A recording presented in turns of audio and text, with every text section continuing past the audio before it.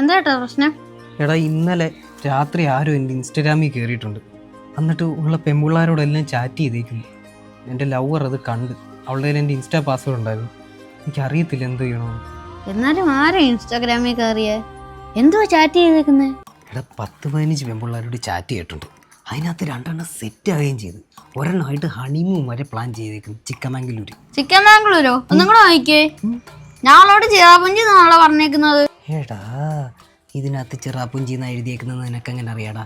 ചേട്ടനിന്നലെ ഇറങ്ങിയപ്പോ ചേട്ടൻ്റെ ഫോണെടുത്ത് ഞാനാ ചാറ്റ് ചെയ്ത്. അത് മനസ്സിലായി. എന്തിന് ചാറ്റ് ചെയ്ത് അത് പറ. സത്യം പറഞ്ഞ ഞാൻ എൻ്റെ ലവറിനോടാ ചാറ്റ് ചെയ്യാൻ പോയത്. ഈ 25 വയസ്സുള്ള 15 പെൺപിള്ളേർ നിന്റെ ലവേഴ്സ് ആണോടാ?